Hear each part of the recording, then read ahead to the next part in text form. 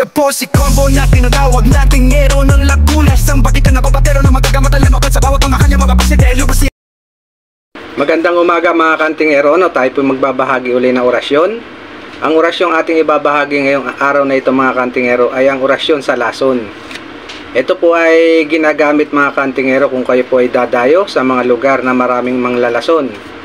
Ito po ay dinadasal ng 3 beses sa isip at saka po ibinubuga sa pagkain.